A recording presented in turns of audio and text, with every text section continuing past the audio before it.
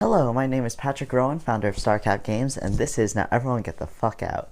In this game, you play as a college student trying to study for a final, but there's a huge dorm hall party happening right where you live, and now your room's full of drunk people.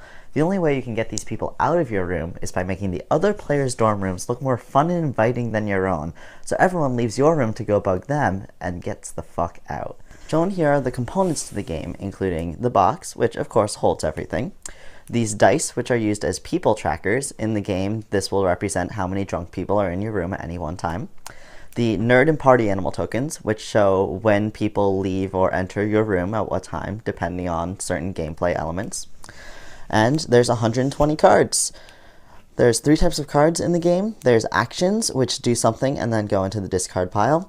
Instant actions, which do something not on your turn, or on your turn if you so choose. Really just playing off turn or whenever you want is fun. And there's the items. Items go into a person's room, which is the area in front of them, and have fun ratings on them from 1 to 5. Depending on how much fun is in your room, people will enter and exit. And remember, the goal is to get to 0, so you want to have the least fun. This game takes 15 to 20 minutes to play and is age 16 plus due to some college age elements like drinking and smoking references, and it can support 2 to 5 plus players. The reason why there's a plus at the end of that 5 is because you can play with more people. It'll just take more than 20 minutes because there are more turns to go through. Let's set up a game. First, give every player a rules help card so they can remember what's going on in the game as they're playing, if they're new or just generally need to remember. We're going to be setting up a 3-person game right now, so I'll set up 3 of those. And players also get a dice, which represents the number of people in a room at any one time. So I'm going to set each of these to 4 because each player starts with 4 drunk people that are bugging them in their room. There's the nerd and party animal tokens. They start in the center of the table. And of course, there's the deck, which also starts at the center of the table. Players start with 5 cards each, so you give each player their hand. And everyone is ready to play. Your turn, you choose up to 2 cards from your hand to play. It can be any 2 cards, and you may choose to play 1 or no cards if you desire. You draw back up to a 5-card hand from the deck, and then you move persons based on the nerd and party animal tokens. Moving persons just means changing the number on the dice. So let's start with this player here. This player here is going to be our player 1.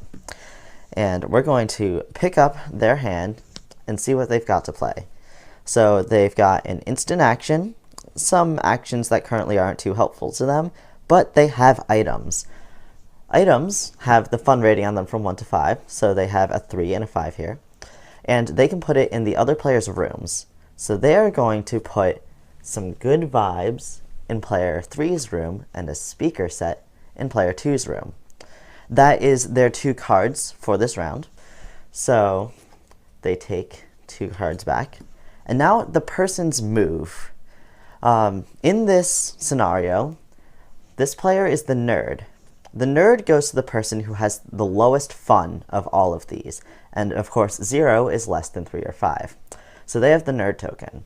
The party animal is player 3 here because they have 5 fun, which of course is larger than 3 or 0.